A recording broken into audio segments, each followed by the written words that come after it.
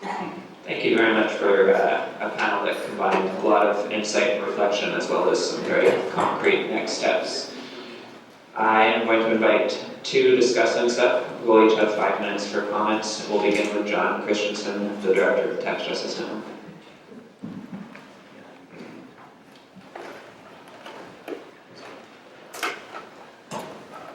Well, thank you very much to all of the speakers for a diverse and challenging and interesting mix of papers. Lynn, of course, knows exactly how to press my buttons because she knows that I'm fanatical about tax competition. I think it was a Canadian who began the whole nonsense going. His name was Charles Thibault. He was Canadian, wasn't he? I think, or American.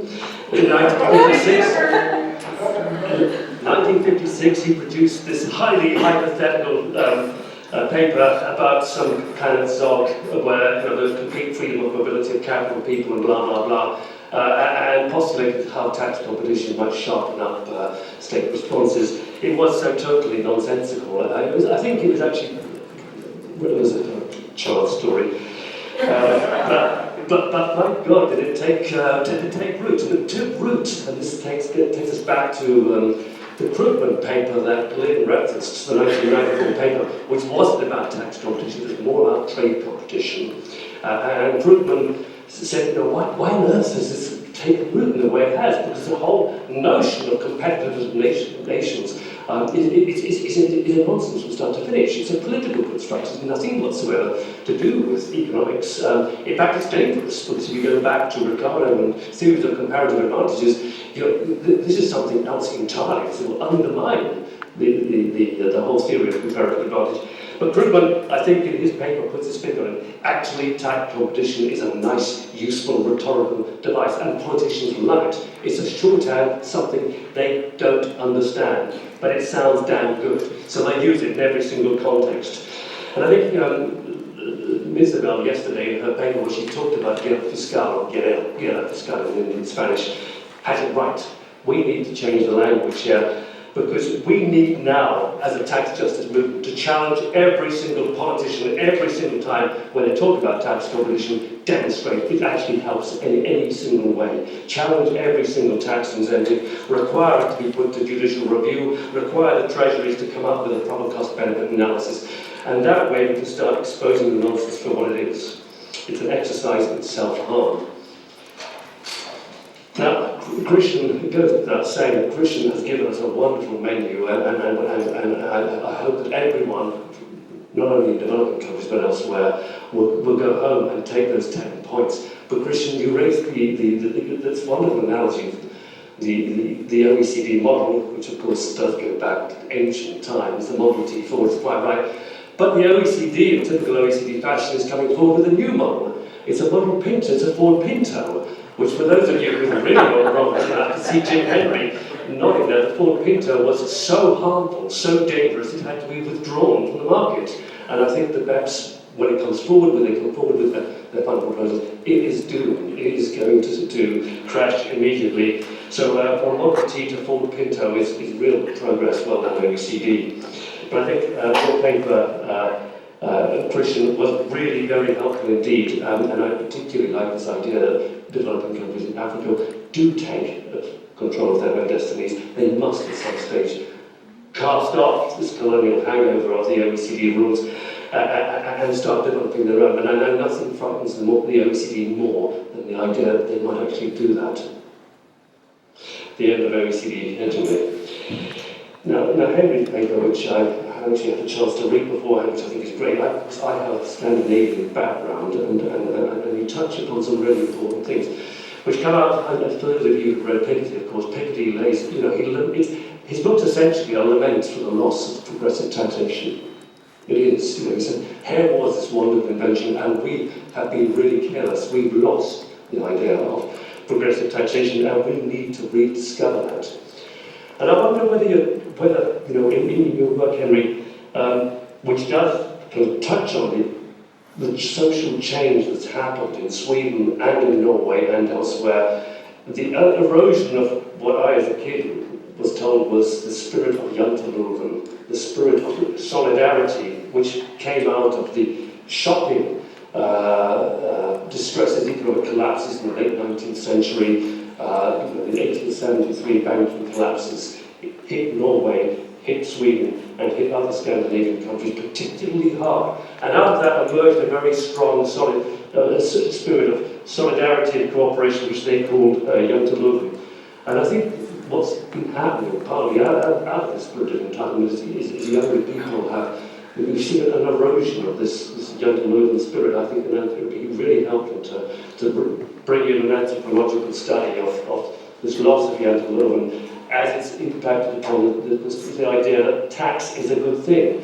And someone mentioned earlier on, one of my favourite organisations in Finland, this tax-loving organisation. Is true, I met them, they're wonderful, the tax, and they come out of that spirit of Janteloven. And finally, Aldo, I have to say that the winner of the award for the best promotional video for raising public awareness on human rights issue. Yeah, the only one nominated is definitely Aldo. But I think what I draw from your concluding remarks here is the huge importance that we, when we go home to our respective homes, encourage a great diversity of approaches to the way in which human rights laws can be used to expose the dimensions of the abuses. There is no simple fix here. We need to be highly innovative. We need to explore. Some routes might not be false routes, others might not take root. We need to adopt as many ways possible for challenging the violations through the courts. And I think that's a really important message. So let the flowers, 1,000 flowers bloom. Some might not bloom, but others will. We can try different things in different countries, and we need to have a follow-up conference to find out what works, what doesn't work. But for God's sake, make it work. That is try.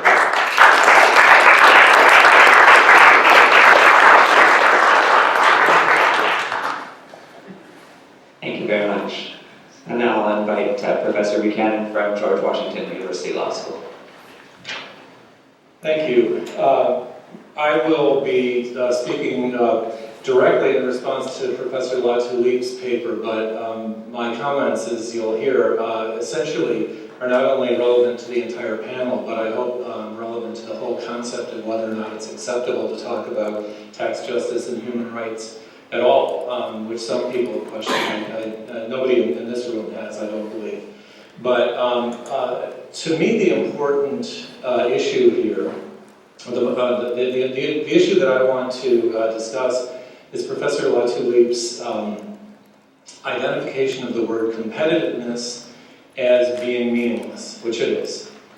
And the interesting thing about it is that the last time I was in Canada, which was about 1.5 years ago at a conference at Dalhousie, I gave a talk in which I described the meaninglessness of the word efficiency. I've identified myself as an economist a couple of times this week, so you all know my shame.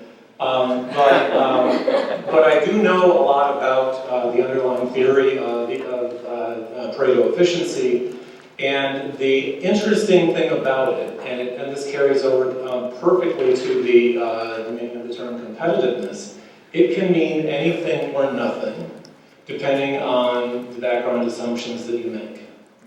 Okay? And so the question is that John, in his Discussants comments, articulated a point of view that I have a great deal of sympathy with, which is challenge people when they use meaningless words, especially when they use meaningless words in a way that damages human beings.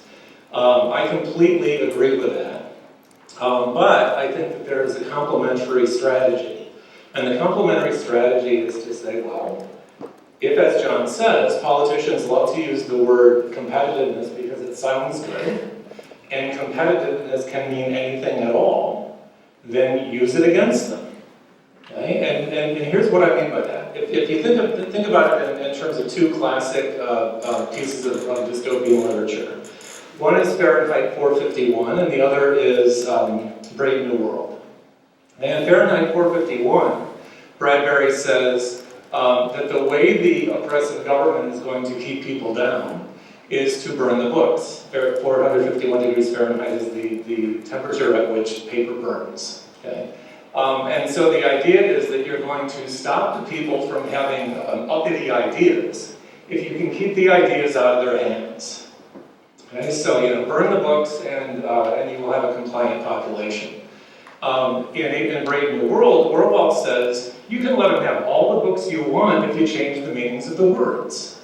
Right? So he says, the government puts up posters all over Oceania saying war is peace, freedom is slavery, ignorance is strength. So if you pick up a book that says freedom is a wonderful thing, and you believe it, but you also have been had it beaten into your head for your whole life, well, freedom is slavery. Right? I'm a slave, and freedom is slavery, and freedom is good, so that's a wonderful thing. Okay? So the point of the rhetorical exercise is to say, I, a couple of years ago, gave up on the idea that I could get people to stop using the word efficiency. Right? I would go to conferences and I would say, it doesn't mean anything. Stop using it. And people would say, oh, but of course it means something. Efficiency is a good thing. How could you not be in favor of efficiency? It's got to be a good thing. Right? Don't you understand that incentives have effects on people? If you raise a tax, it'll change people's behavior. I understand that incentives affect people's behavior. That's almost tautological, but that's not what efficiency is all about. Right? And that's certainly not what competitiveness is all about. And so the point is that if you can say to somebody, oh, I have this idea that is going to advance human rights, right? And, by the way, it's efficient and competitive, right? Then you won't be wrong. You can't be. Because you're using two words that don't mean anything. Okay? And so, so my point here is to say that, when we're having this entire conversation, right, it is true that the conversation is hijacked by people who put very particular aggressive meanings on those two words, right? But we don't have to be trapped by that. In other words, we're the ones who can say war is peace, freedom is slavery, ignorance is strength, right? All we have to say is, okay, you like competitiveness? Here's why this is competitive. Okay? And so the larger point that I would want to make here is that I got into law after a half career as an economist, in part for moments like this, right? Where I can say, look, there are two kinds of ignorance that are rife in the two professions with which I'm familiar. Right? Economists are aggressively ignorant, and legal scholars are passively ignorant. Okay? And here's what I mean by that. Economists have been trained to ignore the other meanings of the words competitiveness and efficiency. Right? They don't really stop and think, oh, but they mean other things. It's built in that the words mean something, and they have all those assumptions that they never question. Right? But they're very aggressive about that ignorance because even though they're ignorant, they don't know that they're ignorant, and they rush forward with their ignorantly based policy proposals. That makes them dangerous. Right? What legal scholars can do, and what public policy advocates in general can do, is get over their passive ignorance. And by passive ignorance, what I mean is the belief that economists know something more than they do. And you get kind of passive about it because you're like, well, look, they're the experts in economics, and I don't know. I mean, efficiency might mean something. Competitiveness might mean something. Who am I to say? Right? I hear this from colleagues all the time. And so, to the extent that I have any credibility at all, and that's a huge question mark, right? I hope to use the credibility for people to say, well, look, there's at least one economist who stood up and said, those words don't mean anything. Don't allow them to make the world a worse place. Thank you.